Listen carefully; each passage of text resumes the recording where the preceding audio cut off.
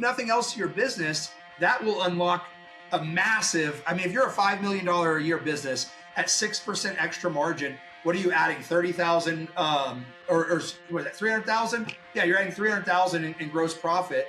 At 10%, it's 500,000. I mean, what could you do with an extra 300 to 500K in the business? That's a lot of money. Every homeowner is busy. Why don't we create a process to buy the roof, a roof buying process for busy people? And that's where the phone sale comes in. It's the least amount of friction. It's the easiest way to buy a roof in America.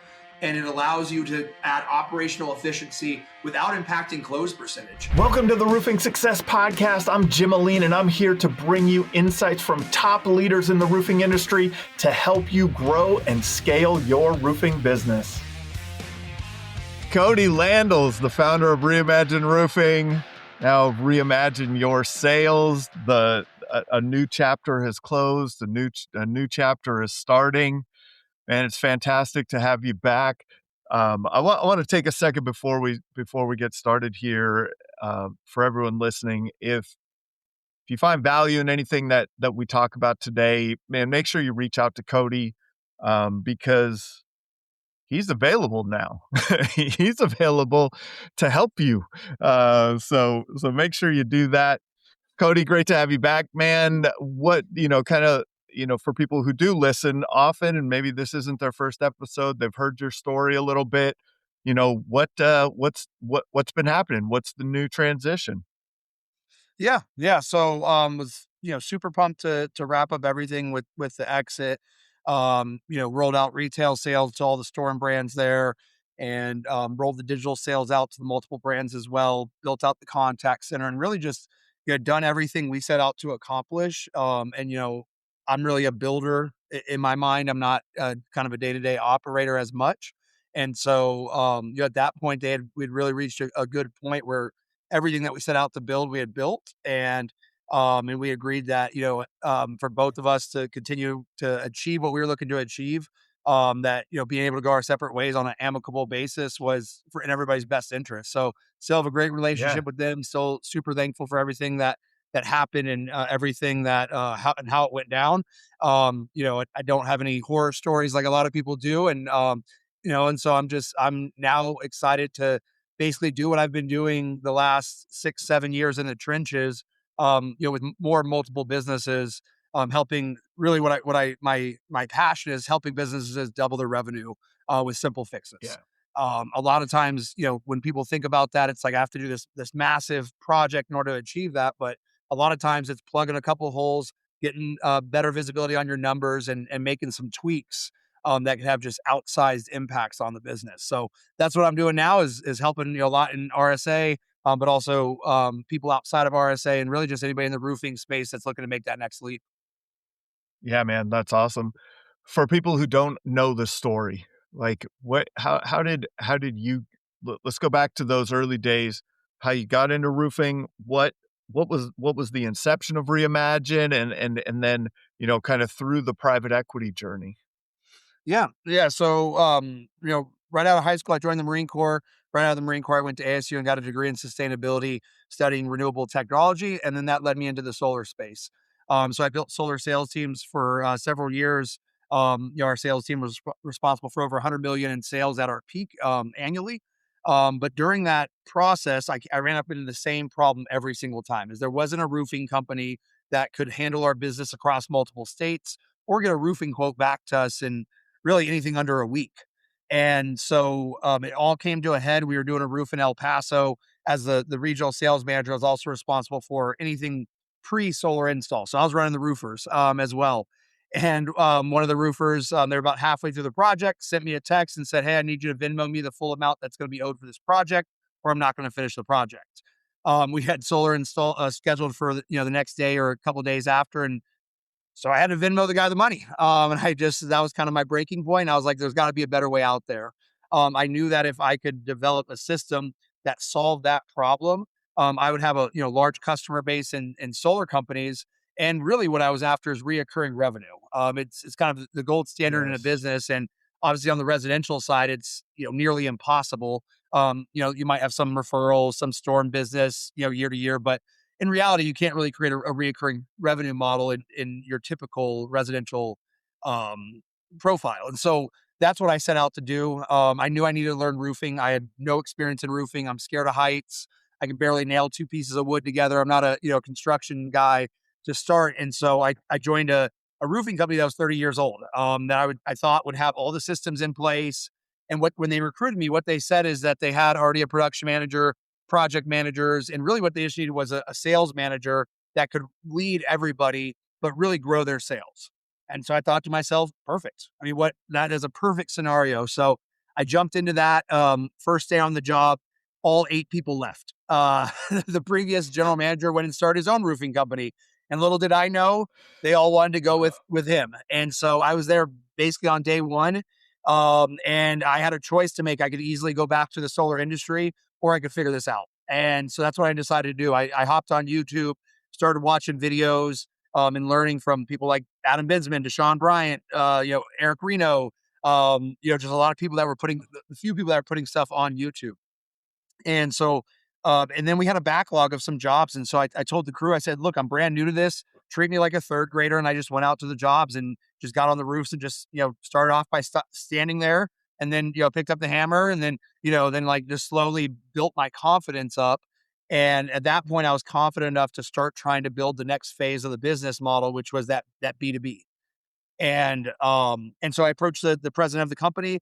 They, told me they didn't like the idea. They wanted to focus on insurance. And so I took that and I said, okay, great. I'll execute on that. I recruited my solar sales reps. A lot of them had left when I left, and they were doing other things, and they want a new position. They were already doing door knocking. That's how we built the solar team. And I was like, awesome. If you can door knock and sell solar for $30,000 a pop, you can definitely door knock and, sell insurance claims. And so recruited, trained, we went out there. First week or two, we opened up about 90 insurance claims. And the parent company was all based in the Midwest. So we were already counting our money. They were counting the money. We were like, oh man, we did like $1 million in our first week. Everybody was like slam dunk, rock stars. Well, come to find out, in Phoenix, you have a lot of heat blisters, and we don't have a lot of hail. So of those 90 claims, 2 of them got approved. So I took my team that was making 6 figures in other spaces, brought them in with all these promises, and they went from making 6 figures to 0 because they got paid on none of the claims. And so they all left. And so I was back to square one. And that's where they basically told me that if I wanted to do the B2B model, that I should probably go do my own thing because it just didn't fit in their model. And so I said, you know what, let's do it. And so I started Reimagine Roofing. And what I developed was, as far as my knowledge, the first way to deliver a quote in under 15 minutes. I was using virtual assistants in the Philippines that would measure the roof on Google Earth, and then you would drop yourself on the ground in Street View. And this was in like 2020. So before quick squares, before all the instant measurements, and then we would get a square count. And I kind of reverse engineered my labor and my material pricing and came up with a price per square model that allowed me to deliver quotes in 15 minutes or less to sales reps sitting at the kitchen table. And so that really unlocked the business, because typically in solar sales, you go to, say, hey, here's going to be the solar price. And they're like, that looks great, but I know I need to get a new roof. And then you'd have to go get a roofer, and that would take a week or 2 weeks. And as we all know, time kills all deals. So by the time you got your roof quote and went back to the homeowner, maybe the grandma came in town, the dog died, whatever happened, but they're not in the same buying mindset anymore. And that went from a closed deal to a lost deal. And so that was the value proposition, was quotes in 15 minutes or less. We were like Geico. And you would basically be able to text a hotline with an address, and we'd text a quote right back to you. And then we started building on that, adding in videos, because the next problem was the solar sales reps didn't know how to explain a roof. And so I started making YouTube videos, and then we started selling through videos, and that kind of led into what eventually became the direct to consumer model, which was also out of need. I don't know if you want me to go into kind of what happened in the solar space and how we navigate out of that. Well, we know the solar space has had its challenges over the past few years, right? So I would assume that started to that lane started to get a little hard to drive in, and so then you shifted, and this is where I think, like, especially in the RSA where, everyone was just blown away. Like, what are you doing here? How did you do this? What's going on? Like, to use solar sales reps as sales reps to sell roofs was like, well, that's a cool idea, Kody. But when you shifted to the virtual sales model, I don't, it was a weird thing, man.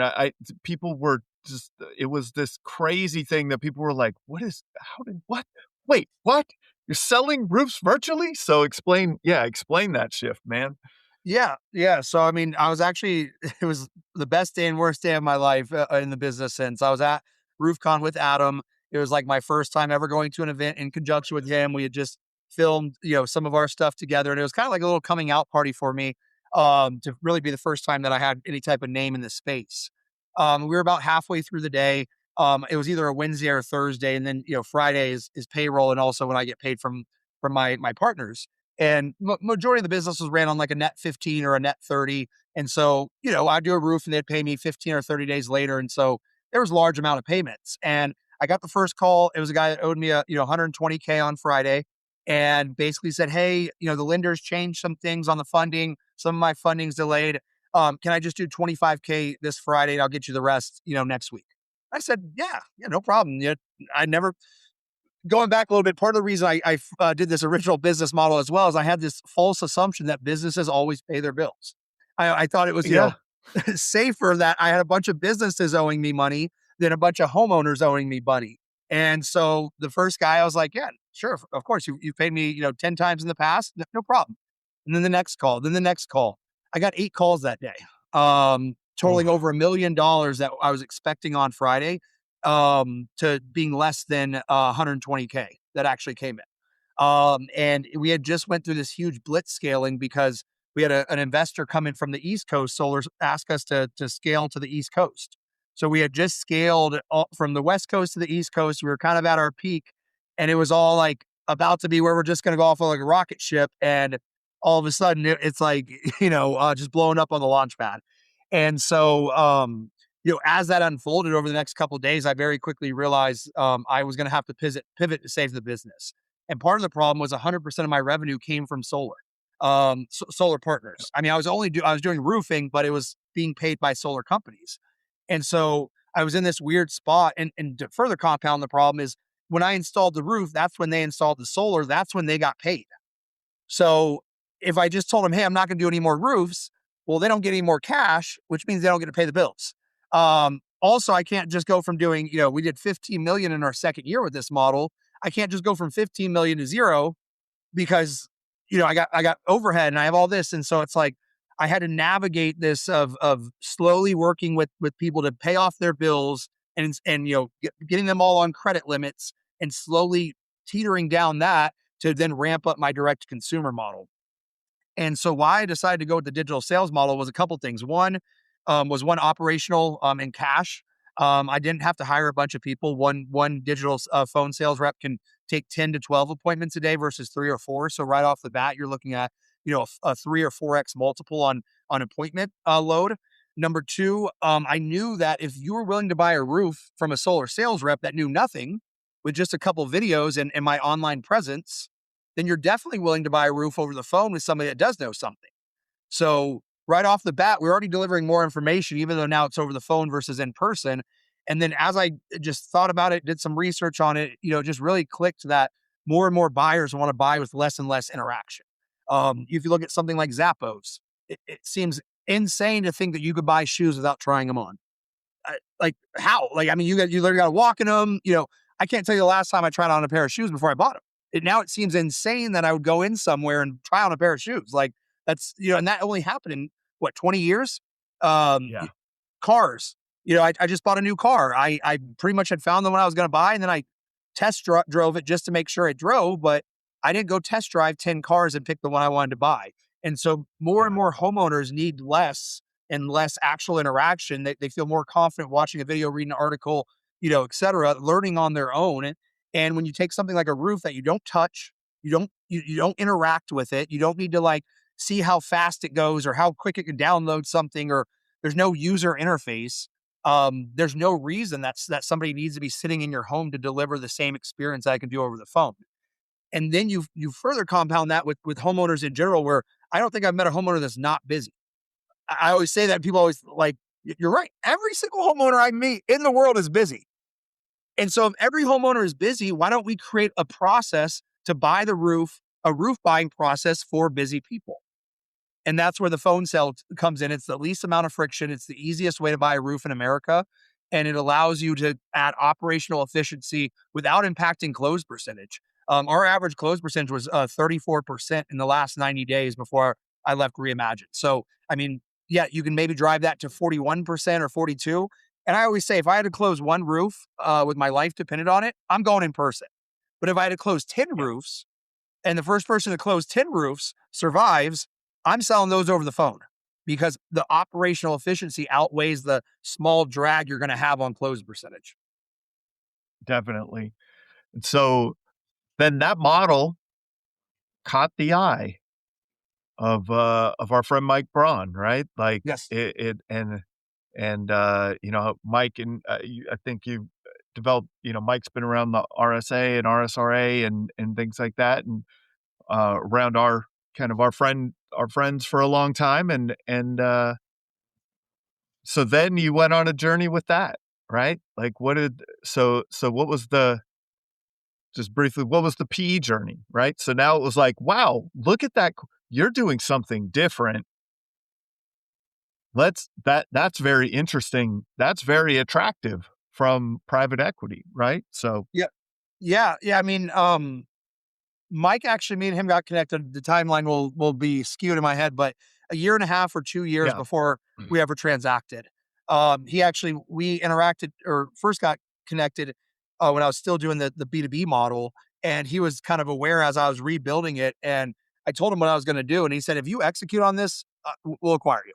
yeah, And that was like 2 years before I executed on it. Everybody else I spoke to really didn't have as much of a vision on it. They were like, "Okay, that's cool. What's your EBITDA? Okay, that's cool." Like, and they kept trying to look at it through numbers, which the numbers were there too, but he was the only person that I really spoke to. Was like, "Oh my gosh, like if you pull that off, think about rolling out across 5 brands. Think about, what that's possible on all these other different verticals." And so that really resonated with me. I didn't want somebody that was looking at just the numbers of it and not seeing the vision, because I knew that once the transaction happened, that the vision would be further muted. Like anytime you go through a transaction, the vision's always going to get damped down a for little sure. bit. So Yep. if I want 100% of my vision, and I sell to somebody that shares the vision, I can expect maybe 90% to get pushed through. Versus if I sell to somebody that's looking at just my spreadsheets, maybe only 30%, maybe only 40%. And so there was just a lot of alignment there early on. And then I would just keep them, first year in the books. Here's what we did. Mix went from 100% solar down to 50-50, and just sending numbers, and he'd get more and more excited about it.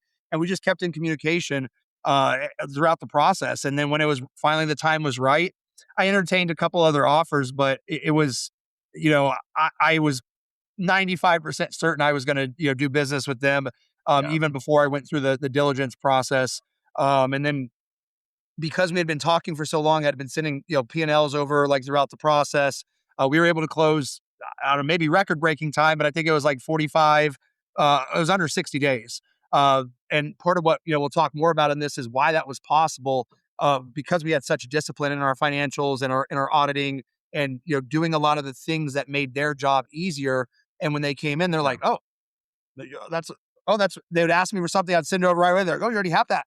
And it's just like, that builds confidence. And a lot of people don't think about it, but at the end of the day, when you're selling your business, it's still a sale. I follow the same yes, framework as when I sold a roof to somebody. I would go through the same thing, and then it was funny. There was even times he's like, "Wait, am I in a sales process right now?" Mike would ask me, and I was like, "Well, I mean, it's education. yes, I'm you are, educating you Mike. about Yeah, business." But it had, nice pitch deck, nice videos, like all the principles I'd built in. And then that helped him sell the business. I took the mindset that it was like, a husband and wife and a one-legger, and the wife wasn't present. And so like I gave him all the tools to then help paint the vision, which then obviously helped facilitate the exit and the multiples. yeah, definitely. I think I mean, you went on an incredible journey, right? Like that was, and from knowing you, I mean, boy, there were lessons learned, right? Like there was some, like there was, it always, the end outcome, for everyone listening, man, like there was a lot of challenges that the day that you started getting those phone calls where you weren't going to be able to collect that revenue for, who knows if ever, and you had to change the sales model, and so there was a lot of, you've had your ups and downs going through this, but you just kept pursuing and kept building and kept thinking of ways to make the tweaks, and then go out and you went and executed on those and made adjustments to that, and went and executed and made adjustments to that, and went and executed, and just, it's been a fantastic journey. Let's talk about first building repeatable income, because I think that, and I have another guest coming on the podcast here soon who came from the consulting side of Fortune 100 companies, and that's one of the things that he talked about is roofing is lacking, is that repeatable income, and so it's project to project. You're living and dying by the next lead a lot of times. What, how can a roofing company build predictable income, and how does that help if they ever choose to exit? Yeah, I mean, the biggest way to build the repeatable income is to be a master of your numbers. You have to know your numbers. One of my favorite quotes ever is from Dean Jackson. Good marketing turns your business into a vending machine instead of a slot machine. And a vending machine, you put $1 in, you get a bag of cheese that's out. You know exactly what's coming out when you put it in. A slot machine, you put $1 in and you hope you hit the jackpot, but 9 times out of 10, you lose all your money. And most people do marketing like a slot machine. It's like, oh, this guy contacted me yesterday. I'm going to buy $5,000 worth of leads. We'll see if it works. And then we don't even know if it works until, 90 days later when you're like, wait, I've now spent $15,000 and I haven't sold a single roof. And that's the majority of how people do their marketing is we're just throwing stuff and see if it sticks, versus I didn't have that luxury. And I actually Yes. think going through what I went through and to provide even more color to it, I actually had to hold off on getting married because in Arizona, debts are inheritable. It's one of the few states. And so I actually couldn't get married because if I would have got married, I had, a lot of my personal guarantees. I would have actually had to file bankruptcy for me and my future wife. And so like, we had to put that off for a year and a half simply because from a financial side, that's how dire the situation was. Yeah. With that being said, I didn't have the luxury of throwing 5,000 against the wall. Every single $5,000 mattered to my company at every single phase. And so I look at it as one of my biggest blessings that happened, because that made me absolutely maniacal about knowing my numbers inside and out and as quickly as possible. Leading indicators leading into the fact that within 3 days, I'm like, hey, your data's not holding up to what you said it was going to do. We got to start talking cutoff, refunds, give me more leads for free, whatever. You got to make this right. But I need to know that in 3 days, not at 30. And I'm not going to accept the answer that, well, it takes time to warm these things up when you told me on the call that we're going to be profitable starting up right out of the gate. And so making sure that, I held them accountable. The best analogy I give for marketing agencies or lead providers, however you think about them, is they're like subcontractors in roofing.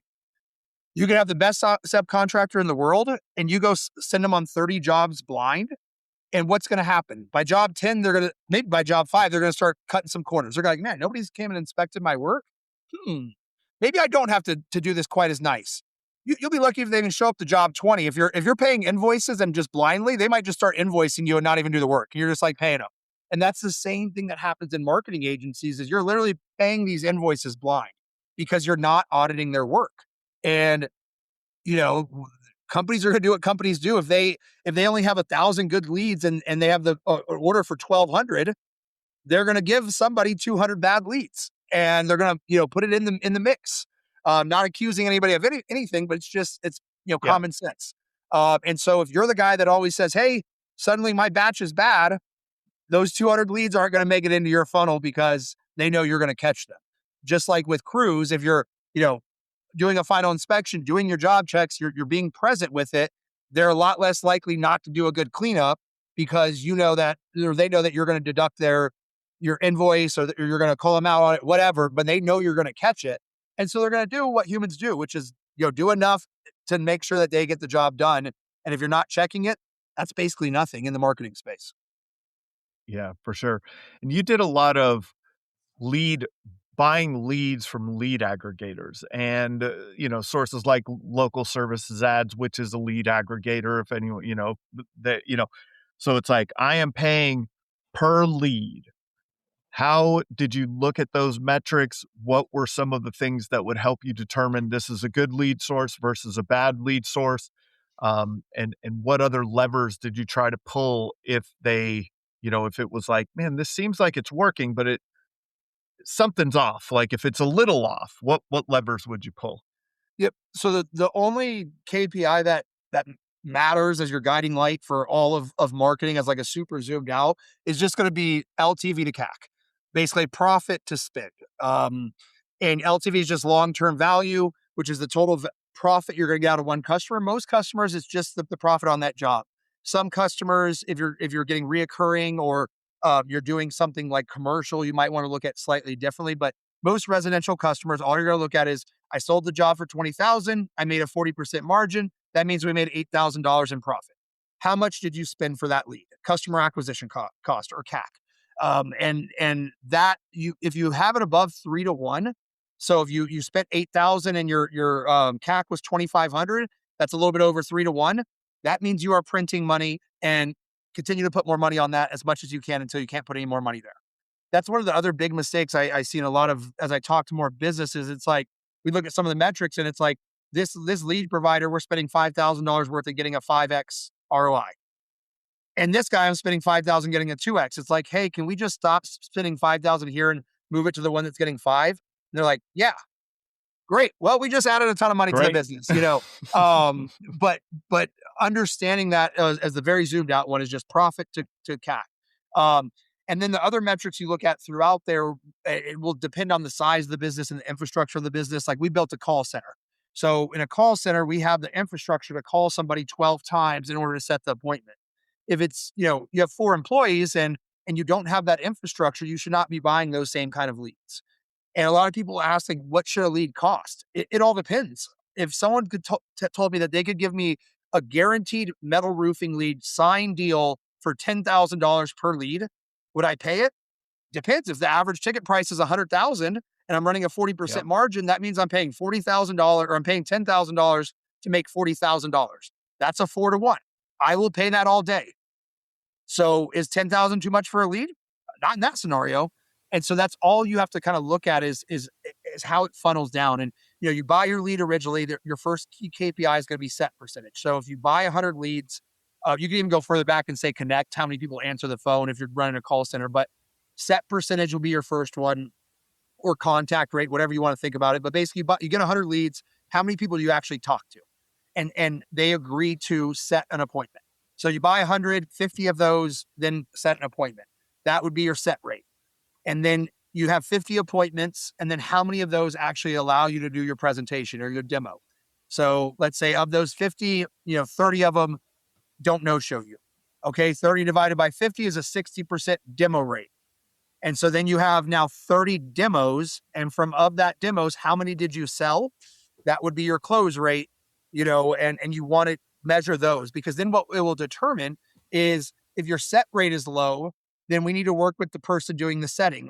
Also, the demo rate would go into that same bucket, versus close rate could be, a sales process, a sales system issue that we need to address that way. So those are the kind of the key metrics, and you can parse those even further, but that's more if you're going to be running it in like a contact center setting. So those are the kind of the broad brush strokes on it.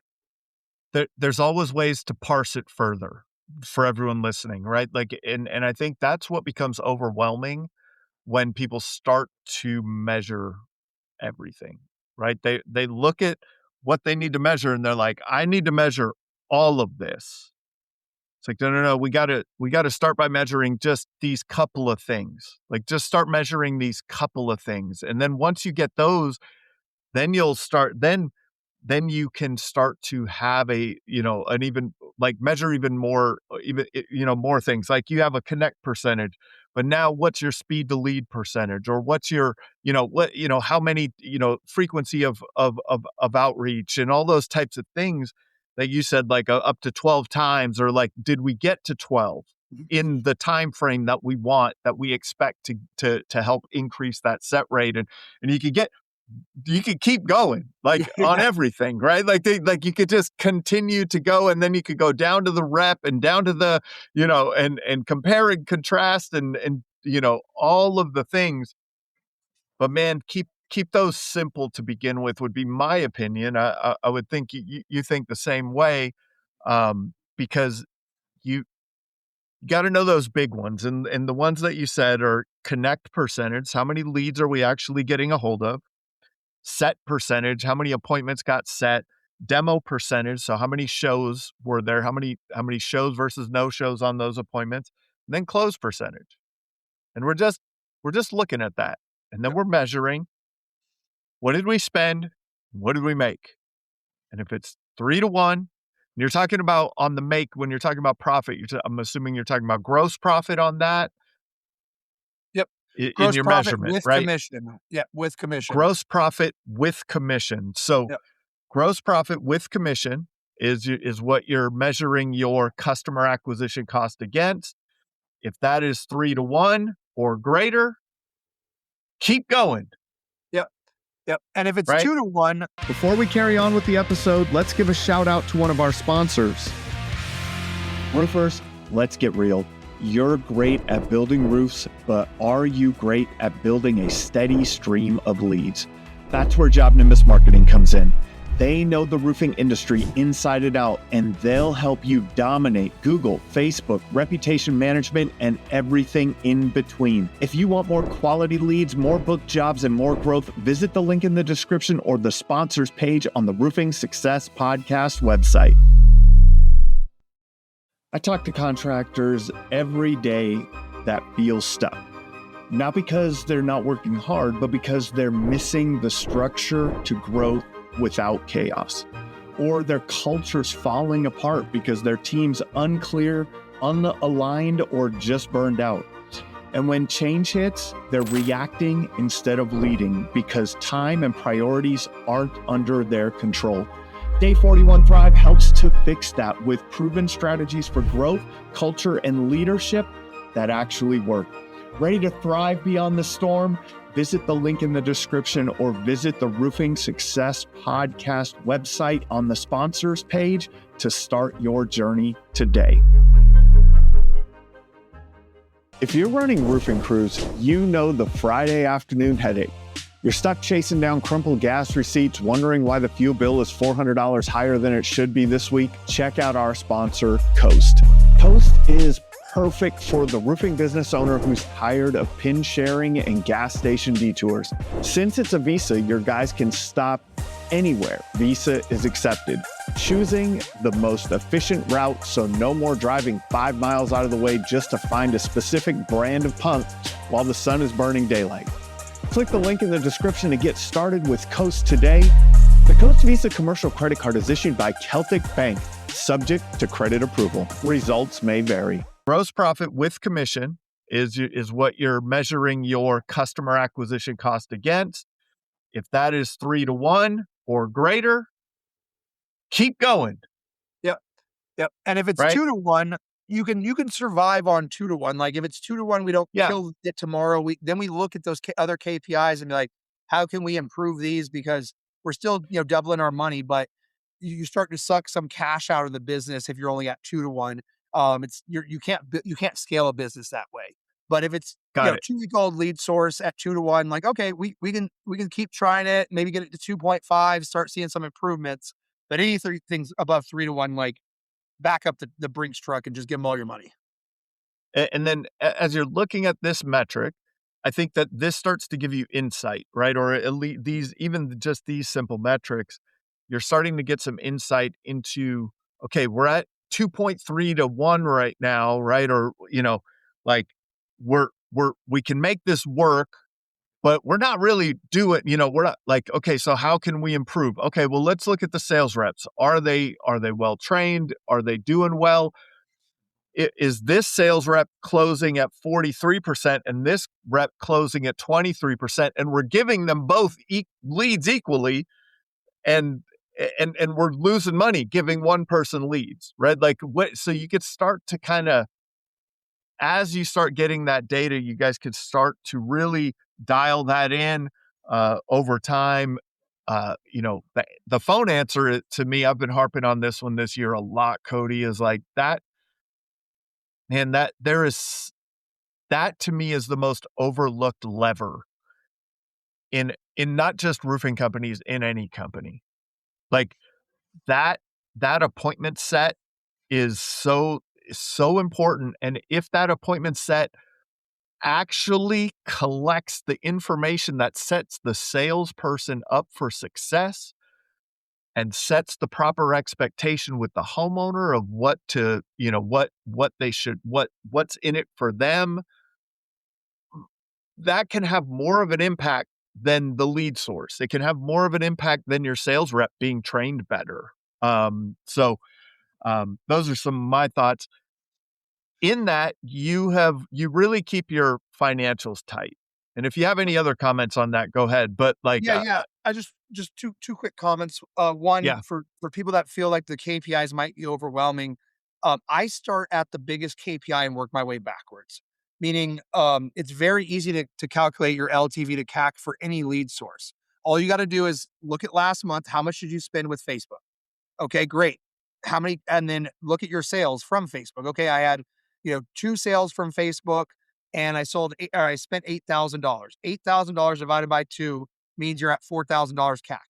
So you should be able to, with any CRM, even if it's not super refined, you should be able to determine your CAC per lead source. And then you just look, okay, I had those 2 sales for $20,000 a piece. That means I did 40,000. My margin is 40%. That means I did $16,000 on 8,000 spent. Divide it. That's a 2-to-1. Okay, we're in the problem area. And that very easily can give you that. And so that's not overwhelming. That's what everybody should look at today. Look at all of your lead sources and decide that right out of the gate. I just wanted to give that kind of starting point for everybody because sometimes KPIs seem huge. It gets overwhelming, and it gets overwhelming, KPIs and financials, and there's so much that to look at or that you could dig into that it can get real overwhelming really fast. Now, one of the things that you mentioned was when you were going through the PE process, it was like, hey, we'll need this from you. And you were like, okay, here it is. That was, you had structured your financials in a way that would be set up perfectly for this type, for an exit or for that. How did you, what do owners need to do to have clean financials and develop financial literacy? Yep. And I would say not even just for the sale of a business, but for running your day-to-day operation. If you are not reviewing your P&L every month, you do not know if you're a profitable business. If you're not a profitable business, you just have a job. It can't actually be a business. You're just doing a job. You're not building anything that anybody would want to invest in. And it's not going to be something that you're going to want to continue to run, because if you're not making money, you're going to have a ton of stress. And so we have to review the P&L is the single biggest thing and it will give you the insight into your business in a snapshot. And especially if you're not profitable, you're struggling on cash. I mean, that's where we got to start. And if we don't have an accurate P&L, we can't fix the business. We can't run the business. And if you can't run the business, I don't want to buy the business. It's no investor wants to buy something that you can't run yourself. If it's stressing you out, it's definitely going to stress out the person that buys it. So, people don't buy stress. And so, P&L, single biggest thing that you should be, looking at on a monthly basis. And I highly recommend that you move to accrual instead of cash. Cash is easier. Cash is what a lot of people are on, but accrual is the only thing that's going to be investable in. And it also gives you a real insight into your business, because with accrual, you can actually see this month, did we actually make money? Not just, we got a $500,000 payment from the job we did 2 months ago. Well, look, you guys, we're swimming in cash. And then it doesn't show up until 2 or 3 months later when you burn that cash and you pay the bills. And now it's like, wait, we don't have any money. Oh, it's because we're not making any money. Oh, you figure that out too late. And so that's the first one to start, is just the P&L, making sure you have somebody that knows how to do bookkeeping. It's not just, I mean, if your wife knows how to do it, that's great, but it's not just your wife trying to figure out on QuickBooks and like doing her best, or whatever the scenario is, just like some random person that's trying at it. Like, it needs to be true financials, because then you can actually be a true business owner. Otherwise, you're really just guessing, and you're just hoping things work at a macro level, not just on your marketing, but now on your entire business. And if that doesn't Yeah. terrify you, it should. Yeah, for sure. Um, a lot of people don't even understand what accrual is versus cash, right? So talk about that a little bit, and then talk about the kind of the most important things that you're looking at on that P&L, like you had mentioned on the, about like the lead sources. Like, what are those highlights? Like, what are the ones that you start with? Like, if I'm looking at nothing else, I'm looking at this. Yeah. So biggest difference between cash and accrual is basically, when do you recognize revenue? And so accrual recognizes revenue when the job becomes invoiceable, or job becomes payable. So you finish the job on May 29th, and it's the final day of the job, and now the customer owes that money. You then realize that full amount of revenue, that $20,000, is all on in May's books. Also, you match cost with, you realize cost and revenue at the same time. So even if you're going to pay your bill, in 30 days, it still is a bill in May. And so then that way, over the course of May, you see all of my operational activities. Did they make money, or did they lose money? Not what the bank account says. That's, solved for the cash flow statement, and other pieces of financial reporting, not the profit and loss. Versus cash basis, once they pay your bill, or once they pay their bill, you recognize it then. So you finish the job May 29th, they pay you June 4th, you now say, I did that revenue in June. And rather than when you actually did it, which was in May. And so that is the biggest difference. But kind of from the financing side of it, from the understanding your business side, is just what we talked about before. Just knowing in that month, was it a profitable business? And you can't see that, especially when you compound that with insurance work, where your bill, you're paying your crews every Friday, your suppliers within 30 days, and you might not get your final payment within 60 or 90. And so it's like, hey, in December we lost $1 million, and in January we made $1 million. It's like, well, I don't think that's actually what happened, and so it may Yeah. is what the bank account says, but it's not actually what happened in like the core business. And so that is why it's so important. And then from an investor standpoint, they want to see the health of the business over 12 months, not how quickly can we collect cash. Yeah, definitely. And And so then then, yeah, now I was gonna moving say, on to like, yeah. what are we looking at? Like, what are those things that determine health in the same way that you were thinking about from a leads perspective? Yeah. So first thing I'm always going to look at, just kind of working top down, is going to be gross margin. Well, one, obviously revenue, making sure that the Yep. revenue is what you projected. Because there's a lot of times that someone will say, hey, I'm $1 million a month business, and then we dive into it, and they're we're doing 8 million a year, which is 50% less than $1 million a month business. And so if we are making all the decisions for a business that we think is here, but where our business is actually 50% smaller, then it goes to reason that your overhead is probably 50% inflated. Your Mm, all of your everything you're spending is probably overinflated by 50%, which then makes your business not profitable because your revenue isn't matching your expenses. So that's the very first thing, is just to make sure that you would check that. Then we move down to their gross profit percentage. That is the guiding light for your business. If you control that, then everything else becomes a lot easier to pull a lever on. Gross margin is just, very simply, labor, materials, COGS, backed out from the total revenue, divided by the total revenue. So basically, how much money do we make on each job before we pay all the other stuff that we pay no matter what? Rent, trucks, gas, all of that stuff. So just everything it costs to build a job, which is called COGS, cost of goods sold. A lot of people bring their commission below line. I don't like that, and I don't think most PE companies like that, because the commission is built into the COGS. It's a cost of good. You're going to It's a pay a cost. commission Yeah. every single time. So moving it below line implies that it's somewhat variable and not part of building the job. But in my opinion, commission is part of building the job. So, but it's one thing as you're having conversations. Some people call it direct margin, which is like just material and labor. Not to get too in the weeds on it, but just it's important that the terms when you're talking to other people are the same. So just commission's always a weird one. So then we're looking at gross margin. Really, I think your gross margin should be in the 35 to 45 range, depending on your mix. 30% you can survive on. And again, it depends on what you're trying to do. If it's more of a lifestyle business and you're not looking to have rapid growth and big investment in the business, you're probably fine at 30%, especially if you don't have an office and a lot of overhead. But once you start getting more overhead, that 30% really becomes problematic if we're not in that 35% range. And then anything below 30%, you're playing with fire.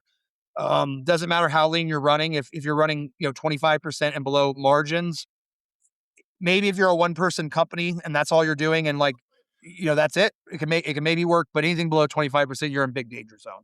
Unless you get to the scale of like a commercial roofing doing 500 Got million it. a year at 20%, that's a different story. But for our audience of Yep. residential, you really need to be in that 35 to 45% range on the gross margin.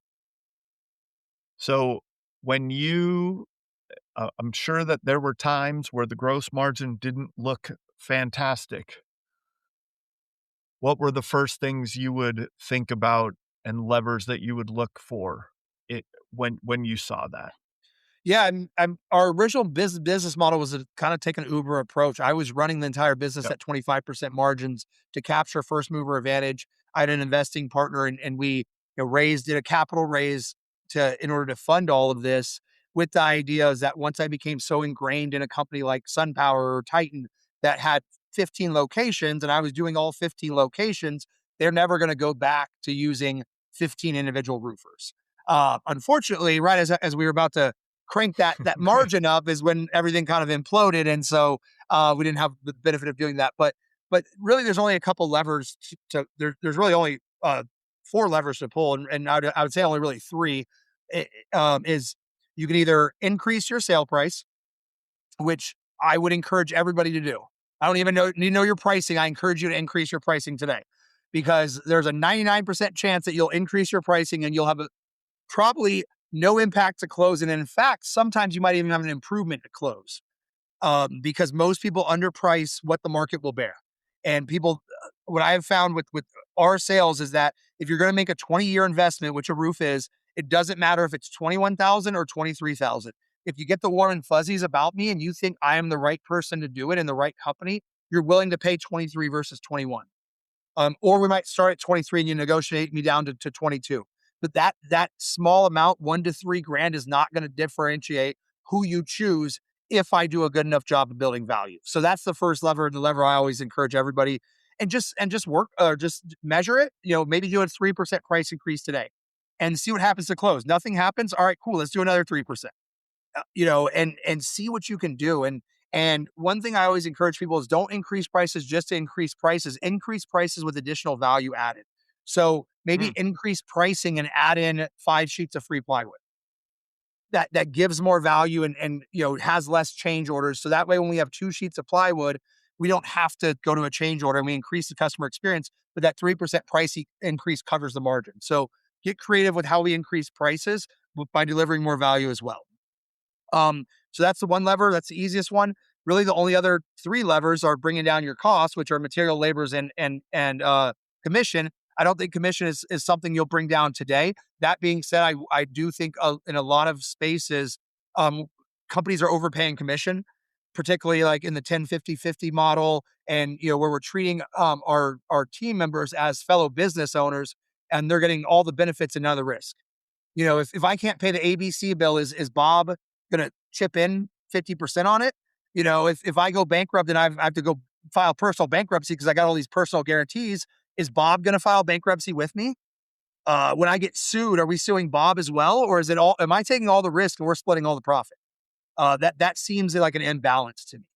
And it works for some people, and I'm not saying change today, but to me, that seems like just on paper an imbalance. That so you can reduce commissions, which again is not going to be popular, not something you can do today. And so the other two things you can do is reduce material or reduce labor. And I think there is opportunity there.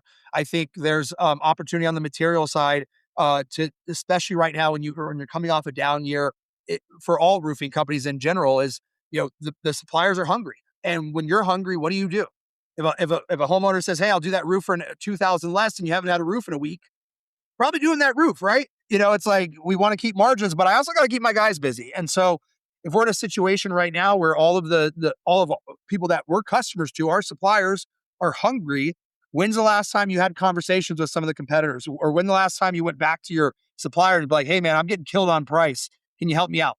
And even if it's a 3 or 4 or 5% reduction on material or something you can negotiate, that drops straight to the bottom line. That goes straight to your total net profit, and obviously increases gross margin. Same thing with crews. A lot of areas I was working, crews are hungry too. They're desperate too. So can we pick up $5 a square? Can we pick up, maybe don't charge me for flashing and only do square pricing, whatever. But right now everybody's hungry. Right now everybody's a little bit desperate, and so you're in a position of power. Let's have these negotiations and let's see if we can bring down cost 3 to 5% and increase sales ticket price 3 to 5%. Now we just added 6 to 10% to the margin. I mean, that if you do nothing else to your business, that will unlock a massive. I mean, if you're a $5 million a year business at 6% extra margin, what are you adding? 30,000 or what is that? 300,000? Yeah, you're adding 300,000 in gross profit. At 10%, it's 500,000. I mean, what could you do with an extra 300 to 500K in the business? That's a lot of money. And that's just a couple levers to pull. And you won't know that unless you know your gross margin. Could buy a big truck, Kody. I could buy a nice big truck. Yeah. Yeah. But that's where I've had that conversation so many times over the years of like, well, where do I get my marketing budget from? Well, Yep. over here, your profit margin, like that you get it from your margin. You're not priced properly to execute on your business in an efficient way. And so, um, I think I mean, you've talked to a lot of the, we coach in the RSA together, and we talk to a lot of the same companies. And why do people push back so hard on raising their price? Like, what is that fear, man? Like, it is, I hear it too much, but in my city, it's this per square, and that, like, we can't do it. And then a private equity company or a big national brand comes into town, and they're selling at $1,200 a square, and they're selling way more than you. And you're like, what just happened? Yeah. Why do you think that is, man? Where's that head trash? What's the head trash there? They're selling to themselves. And I think a lot of people are worried that, one, the person that they're going to talk to is going to think they're ripping them off. I think that's the single biggest thing. And they're not putting the added value in there as well. Because they deep down think I'm ripping them off because I could do this job for 30% margin. And you know what? Like, I've been doing it for 30% margin. I can pay the bills. Yeah, it's stressful. I'm making a decent living. Like, this person's worse off than me, or something along those lines of like that kind of narrative. And that's when you do a price increase without additional value. And that's why I kind of talked about that earlier, is it gets over that psychological aspect. And also we think all of the buyers are ourselves. And that's one of the biggest mistakes, is that most people are not going to buy like you buy, especially as a business owner. Just you being a business owner alone is going to make you think differently. You're constantly thinking about profit. You're constantly thinking about, what is their margins over there? What are they making on me? And like, I get in that rut sometimes when I'm like trying to pick a new thing. Like, it's like, man, they're making like 60% margins on this. And it's just like, even though the price is only like $500, I'm like, man, this guy's making a killing. Yeah. Maybe I should go start that business myself. Like, and it's, I have to stop myself sometimes and just buy the product that is a great product, even if they're making a killing on it, And so I think that's the biggest mental hurdle, is that they're selling to themselves and they think I would never buy a roof at 45% margin. And rather than thinking about what people actually are paying for, which is peace of mind, that's what people are paying for, the roof. All they know about a roof is it's going to be expensive. And they don't really come into it knowing like, hey, if it's more than $15,000, it's a deal breaker for me. Very few people have like a firm budget. And if they do, it's probably wrong. It's probably because they found it on Google and Google said, roofs can be $300 a square, and like, they're like, okay, well, Yeah. and they took the square footage of their house and they're like, okay, my house is 220 squares and it says 300. So it should be $6,000. Like, it's very rare you're going to find somebody that is going to know exactly what they think the roof should be. And so I think that's the biggest mental block, is they think that they can survive doing it. But I would challenge them, and how I transitioned is are you going to just survive, or are you going to thrive? And if you're just going to survive, then keep running your business at 30% margin, but understand the cost. The cost is, one, stress. Two, how much can you actually deliver to the customer? Because now you have to do a 4 sheet plywood change order because you don't have enough margin in the job. If not, you're not going to be able to give a pay raise to Judy, who's doing a wonderful job. You're not going to be able to do a team event where you get everybody together and we spend $30,000 on a Christmas party, because you know what? Your team deserves that. They've been working so hard all year. They deserve for you to be able to spend $30,000. And you can't do that if you're not willing to charge Susan up the street an extra $1,500 on a $20,000 roof, because you're looking at just that job and you're not understanding that margin is for the entire business. That's not just for Susan. It's for the entire business. It's for insurance. It's for Christmas parties. It's for bonuses. It's for pay raises. It's so you can run a business you love. And that's why I built a business, is to run a business I love, not a business to pay my bills. Like, you can do a job for that. A business should be something you love, and you cannot love running a business unless you're making money, and enough money to have, a little bit of a slush fund that goes to the Christmas party, or goes to, buying somebody's a new truck that sold $1 million in a month, or whatever it is. Like, if you don't have that, then you will not only stress yourself out, but you're also doing a disservice to your team, because there's nothing worse than seeing a team. And I went through this where, we went from 5 million to 15 million, but because we blitz scaled, and if I didn't raise capital, we wouldn't have had any money in the business. So it's like the company sees me 3x in revenue, and Kody's such a cheapo that he's not willing to throw a Christmas party because they think I'm sitting on millions. Meanwhile, I had to write myself a paper check last payroll because we wouldn't have made payroll otherwise. And so that perception, if you guys are having great growth and it doesn't trickle down to the company, it will destroy your company. So what's more important, building a business you love, rewarding your team, or saving Susan $1,500 on a roof and then hitting her with an $800 change order anyways, because it's not built in with some type of customer satisfaction margin in there that you can deliver on. Yeah. That takes me back to a conversation we had about, like, you got to run your business like a business and not like just a group of friends, like having a good time, like, or just move it along. How can a company, kind of stay clear with the roles, the dynamics in the culture, things like that? Yeah, I think a lot of it comes back to the P&L as well. Looking at your SG&A, which is all of your admin costs, your OpEx, all of that falls in that bucket. It's, are we spending more money on admin than sales? Or, do we spend more money on production than we did last year when, we were doing the same amount of revenue or less revenue or whatever that is. Looking at that, one starts to highlight where your money's going down the drain. And I always took the mindset I'd rather pay 2 people $75K a year than pay 3 people $50K a year. And you can only do that when you start measuring how much you're paying per buckets. And so that would be the one thing, is to look at it through there, and then through the P&L lens. And then the other thing is to just really have good definition. If you're going to have, people in the business that you care about outside of the business, one, anytime there's an age-old saying, I always try to give it as much respect as possible, which is, never mix friends in business. I didn't do that to start. I am doing that now, and I will always do that moving forward, because anything that's a saying as old as time has a lot of truth to it. And it becomes very difficult if you're managing people emotionally instead of logically. And so what you have to do is you have to give clear definitions of what their roles and responsibility are. That way you remove all emotion out of it.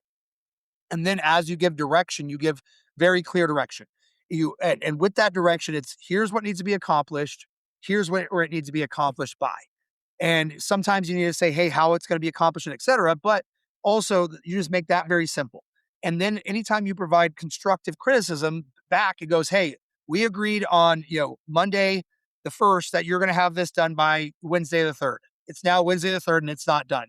Okay, so you failed. So now moving forward, you were going to do X, Y, and Z by, ABC date, or this punishment's going to happen.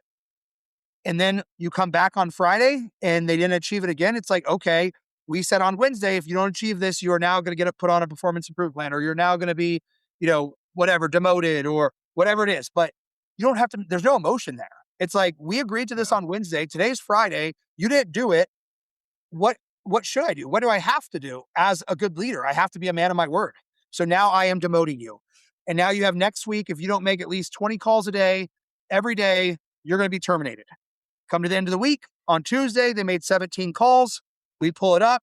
We say, hey, right here, is there any reason you weren't able to make 20 calls that I should know about that you didn't tell me? No. Okay, well, we agreed on last week. If you don't do this, you're now fired. So, I'm sorry. It's been great working with you. Today's the last day. But there's no emotion there. Like, you don't have to decide, is Susan working hard or not? Because one of the things I always tell people is that it's, one of a little thought experiment is somebody could be out in the desert right now digging a hole 50 hours a week for you. And that's really hard. They are busting their butt. But guess what? What does that do for the business? Nothing. So yes, they are working hard, but it's not helping us. And so that's one of the biggest things that we convolute in a business is that Bob is working really, really hard. I see that he's putting in a lot of hours. I see that he's updating the CRM late at night. But is that maybe because Bob wasn't following the system and updating the CRM in real time? Is maybe he's working 70 hours because he's not doing his job good in 40 hours. And so don't ever convolute hard work and long hours with productive work.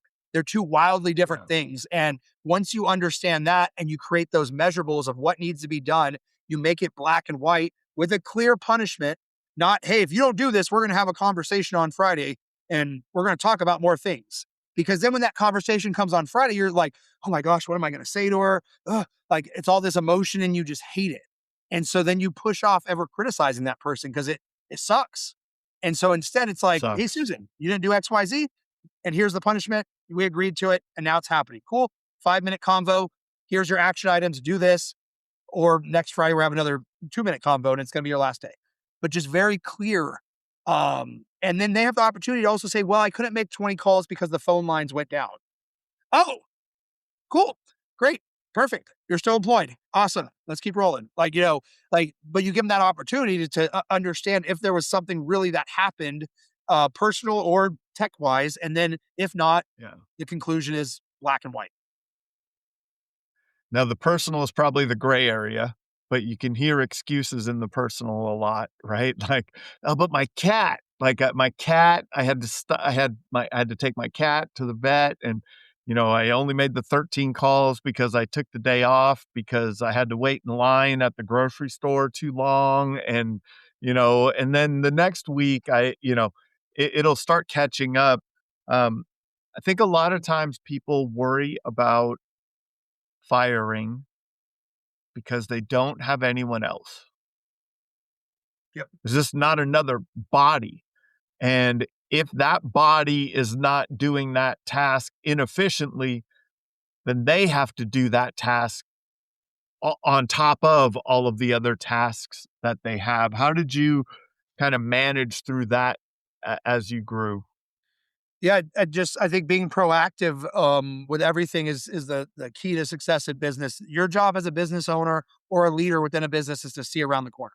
So whether that's in financing, if it's, hey, we're about to double in revenue and we don't have a good cash flow, now is the time to go do a capital raise. Now is the time to set up a line of credit. Not when you got $12 in the bank account and you're not going to make payroll.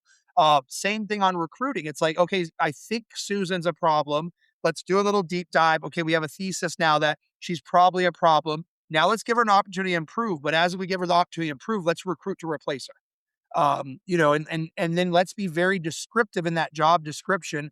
One, starting it out with your voice of like, hey, I'm Kody Landals, and describing what you want, and then giving the true actionable items of what you're going to be required to do. And that is one of the biggest mistakes, that people don't put enough good time into a job description, in both like for recruiting, but also for what you actually are going to expect them to do, and then hold them to that. You have too much job creep in a lot of situations that, they start off as answering the phones, and then within a week they're out there doing roof inspections. And you're like, well, you're not very good at roof inspections. It's like, well, I don't want to do roof inspections. I wanted to answer the phone.